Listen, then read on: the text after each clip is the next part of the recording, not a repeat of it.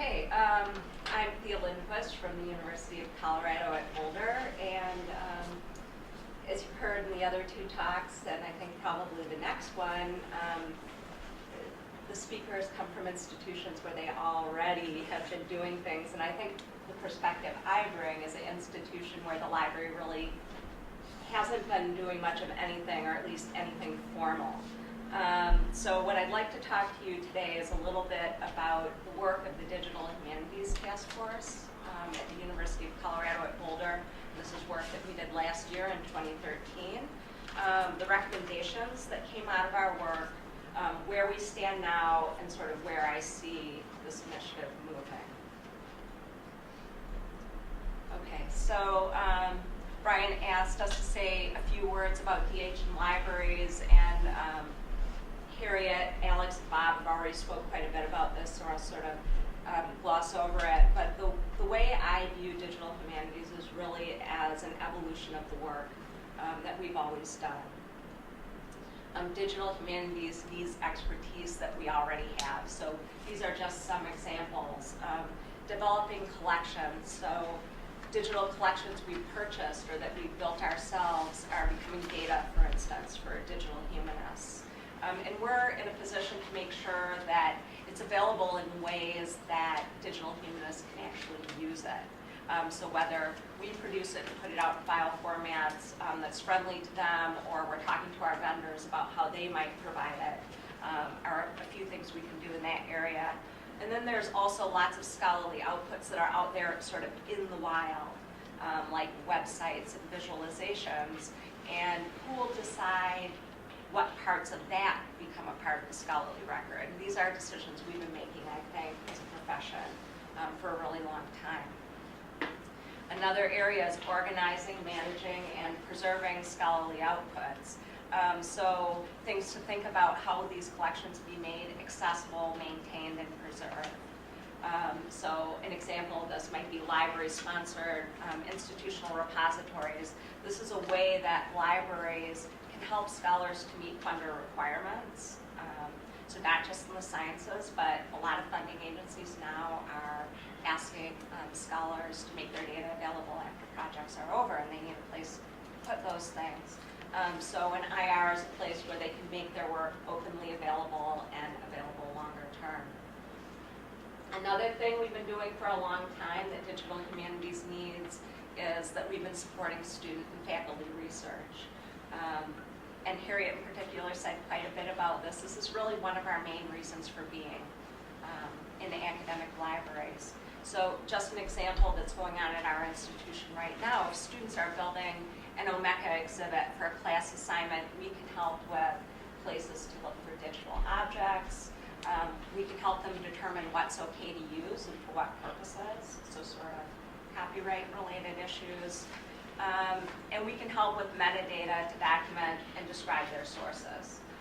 So again, these are things we've been doing for a long time. We're already partnering with digital scholars, I think, whether we know it or not.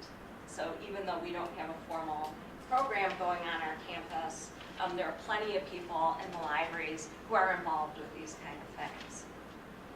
Okay. So a little bit about our task force. It was proposed by a group of interested librarians, myself included. And really for the reasons I just mentioned, that we felt like libraries had a lot to offer to digital humanities, that there were lots of folks on our campus who were interested but maybe didn't feel like they had the support or tools to get involved with it. So we formed this task force in February 2013 and worked for 10 months. Our charge was to investigate and report on activities and needs on our campus, and then to formulate some recommendations for supporting the needs in tandem with campus partners. It was an 11-member task force, and I know that sounds like a lot of people, but when you see what we tried to do, you'll know why so many people were needed. And this group of people included representation from outside the libraries. So we had some academic technology consultants from our campus IT. We had somebody from the art and art history department. But the nucleus was a group of librarians, and not just librarians who had initially proposed it, but others who were interested from departments across the libraries. Okay, so here's what we tried to do. During the 10 months the task force met, it undertook several major activities to inform the report and recommendations that we ended up putting out there. The first thing we did was an investigation of library-associated DH initiatives worldwide. So sort of get an idea what the lay of the land was, what other people are doing, and what some best practices are out there. The second thing we did was an environmental scan of campus facilities and services at CU. And that was super interesting because there were projects out there in some of the schools and departments where services that were being provided that we had no idea. So we were trying to get sort of a holistic overview of what was available and see where there might be gaps in support. All right, we did 20 in-depth interviews with folks who are already involved with digital humanities on our campus. It incorporated some participatory design techniques with that were sort of fun. We did a campus-wide survey. And the way the survey was conceptualized, it wasn't meant just for people in traditional humanities disciplines, but because digital humanities is very collaborative, there's all sorts of people involved, librarians, technologists, computer scientists. We really wanted to get the survey out to the broadest group possible, so we sent it to all the faculty, grad students, and researchers on our campus. And got 335 responses to that survey despite survey fatigue that summer. It seemed like everybody was sending out surveys. And then the final thing we did was a symposium and workshop that was held last summer. And that was a really cool event. The symposium brought in 3 digital humanities experts from outside organizations. So we had Kate Walter from the University of Nebraska at Lincoln. We had Trevor Munoz from the Maryland Institute for Humanities, and we had John Unsworth from Brandeis University. And they came in and we did a symposium that was open to all of campus. And they did a panel at the beginning and talked about teaching research and tenure, because librarians at CU have tenure, and clearly all the faculty are trying to get tenure or have tenure, how that sort of fits into that process. So those were sort of the 3 things we had an expert panel speak about. And then we had faculty from our campus talk about their own projects, which was super cool because, you know, it allowed them to get some attention for what they were doing. They found new collaborators, people in the audience got ideas. So that was the symposium day. And then we also had a workshop day where the experts sat down with the task force and with some of the admins on campus and talked about what they thought might work in our environment. So we got sort of a little consultancy out of it too, so that was really nice. All right, so that was a lot to do. We sort of got through it with regular happy hours. And I had a picture, but I took it out of the presentation. I'm like, okay, that's not that professional. I'll keep that out. But we had a lot of fun doing this, I guess is the point I wanted to make. All right, so what happened after all this work? You know, 10 months doing all this stuff. All right, so we made some recommendations to the libraries. And this slide sort of sums it up. I don't know how well you can see this, but because I'm having trouble seeing it too. All right, so the intention was really for the libraries to move further beyond provisioning and showing users how to access content and become more involved in the creative research enterprise. So I think you see some themes developing throughout these talks. So this slide sort of gives a visual overview, but the major recommendations we made were the hire of a digital humanities librarian and creating a successor group to the task force that would include all possible campus partners that might want to be involved, and then sort of in the next level to create a space for digital scholarship. So these were the kinds of things that we were asking the libraries to invest in. And the idea was then that there would be goals and outcomes, and I didn't really have time to go through the things that we found in the report, but that taking these steps would help us then make some real impacts in areas that people had asked for more help and partnership. So in areas like building more community on campus, like more training and education, like tackling the question of how do these research outputs count for research in tenure and promotion process. So those are just some examples. All right, and this is sort of a visual of what something might become. So ultimately we were seeing that a campus center for digital humanities might be created, and sort of the librarian or a library's office for digital scholarship could sort of form the core of that. And we weren't envisioning where we were going to take a bunch of people and put them in that, but that basically colleagues were going to be working with colleagues in sort of a hub and spoke model. So we would be working with our digital archivist and our scholarly communication librarian, with our research data librarian, with our subject specialists, with our digital initiatives librarians. These are not people who would necessarily formally be a part of this unit, but who would be working very closely with faculty and with a digital humanities librarian. And then sort of the successor group could morph into an advisory committee, and that there would be a co-director, a libraries co-director, and a teaching faculty co-director of the center. So that's sort of the grand vision. All right, so what actually happened? We turned this stuff in like 6 months ago. The administration's been looking at it. Well, one of the more interesting discoveries in the process isn't only who we found on campus, who might be interested in digital humanities, but who wants to get involved in the libraries. That was actually very exciting. So we now know who folks within the libraries are who are interested, and they come from every sector, really, of our organization.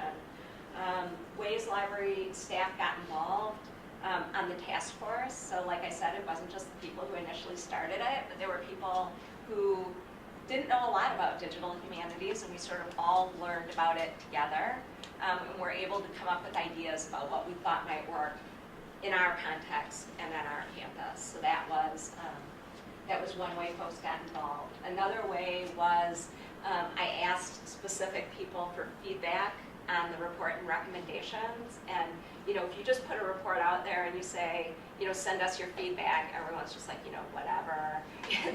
they're not. Everybody has stuff to do, right? But when you ask somebody particularly to look at it, because you feel like they have expertise that bears on it, that's a lot of motivation for them to look at it, to read it, to think about it, and to have some investment in it. So that was another way that folks got involved. I think the biggest way has been educational offerings. So we've been doing some workshops, lectures, and I mentioned the symposium. We brought in Amanda French, who did a bunch of stuff with Ameka, and not just, that was aimed both at library staff and outside. So she did like an intro workshop. She did a session for instructors, a session for library and museum folks, and then sort of an advanced functionalities thing for more of the tech people. So we brought her in. We brought in Katina Rogers from the MLA, and we did that in partnership with the grad school. She talked about sort of the evolving scholarly communication landscape, as well as alternative academic careers for grad students. We brought in Rob Nelson from the Digital Scholarship Lab at the University of Richmond, and that was in partnership with History. So we've been doing a lot of these offerings, and people have really gotten into it. And then finally, faculty and student projects has been another way that a lot of people have gotten involved. So we have now our own Ameka installation on one of our machines, one of our servers on campus. This was the reason we had brought Amanda in. And it's being used now in an undergraduate class in American cultural history. And they're doing assignments. And so we have instruction librarians who are involved in that, helping with metadata instruction, as well as image copyright. LIT, our library's IT, has gotten involved in helping to set up the server. Archives and Special Collections has gotten interested in it as we've sort of brought people in. So there's lots of projects like this one that folks can get involved in as you move forward with the technology. All right, so where are we now? Right now, we do have the librarian position on the recruitment plan for this coming year. There have been some DH-related faculty hires in the departments. So the history department has designated one of their instructors 25% time as a digital liaison to work with us on some of this stuff. As well as there was a senior faculty hire of a big data proponent as well, who's both director for our center for our Institute for Behavioral Studies, and he's also in the history department. So there's libraries campus partnerships that have gone forward. I mentioned the events already. There's been a library and co-taught digital history graduate course, which is sort of the first course of that type that's been offered in the history department. The Omeka experiment, which I mentioned. And librarians have been working with faculty on some grant proposals that are currently under review. So those are just some of the things that have happened since we initially did our work. And we also have plans to do a campus interest group just to sort of build some capacity, hit some of the low-hanging fruit we brought out in the report, but before we have somebody actually hired to take care of these things. We want to keep the momentum that we generated going on campus. And in closing, just a few words about where I think we're going. And again, this has, I think, sort of strong tie-in to what the other speakers have said. Research is increasingly data-intensive, collaborative, interdisciplinary, and open. And in my mind, if we can hire somebody who's focusing on that, that might sort of kickstart our evolution into digital scholarship. And this person might focus on outreach and education, forging and strengthening some of the campus partnerships we've already sort of formed, and bring expertise in digital research methods that we might not already have on staff as we continue to grow these skills throughout the staff. Just in general, I think there's going to be more hybrid positions that are hired, and that's my own term. It might not be the right one. But Harriet was talking about how she's both a subject specialist for English language literatures and digital humanities. So I think we'll have more and more colleagues sort of coming into the organization that bring these skills with them, whether they have it in their title or not, that it will appear in job ads. And then finally, I just think digital humanities is probably ultimately down the road going to become a part of what we all do, that it's going to disappear into the woodwork, and it's just going to be a part of our jobs and a part of the job that we've always done on campus. So I think it's really an opportunity for us to think about where we fit into this constellation. And it's a two-way street, how much we want to be a part of this. So some of it has to do with staff interest as well as what's going on out there. And that's it.